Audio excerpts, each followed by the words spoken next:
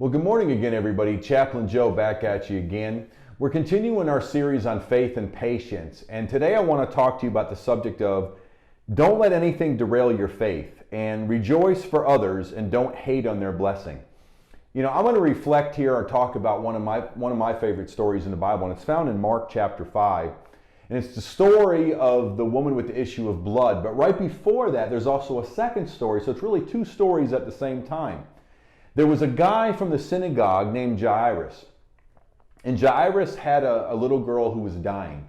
So Jairus goes to see Jesus. And once he finds Jesus, he said, hey, I'm paraphrasing, hey, look, Jesus, come to my house, go to where my daughter is, and that way you can heal her and she'll be healed. So Jesus basically meets him with what he says, and he's like, okay, basically take me to your house. So as Jesus and Jairus are going to his house, this woman out of nowhere, this woman with the issue of blood, touches Jesus' garment, and then she gets healed.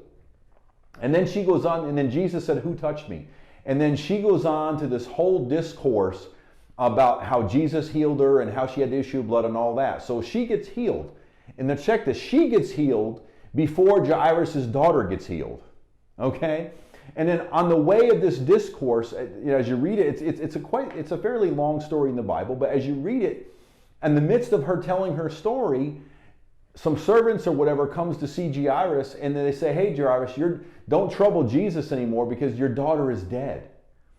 So not only did the woman get healed in the midst of this story, but then now Jairus' daughter is dead while Jairus is waiting. So then Jesus says, "Hey, Jairus.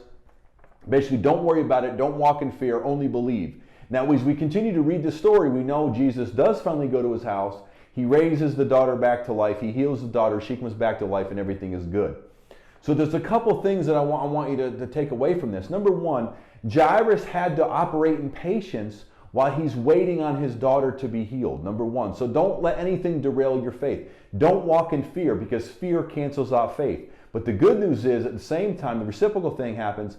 Faith cancels out fear, which is a good thing. But also, too, from a personal note, now I'm preaching to myself here, does it ever seem like sometimes other people get blessed and you don't? Does it seem sometimes that other people, while you're waiting on the manifestation of God for your blessing, does it seem like some other people get blessed in your place?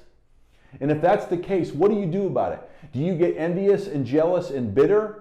Or do you walk and rejoice for them? Because the Bible says rejoice for those who rejoice. So do you rejoice in their blessing?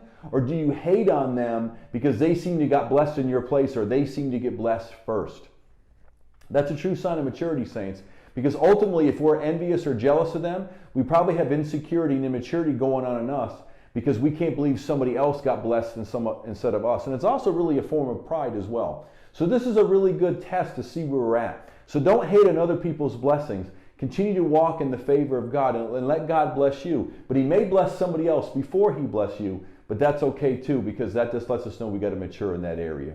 And if we can rejoice for those who rejoice, that means we're passing the test. Until next time, God bless.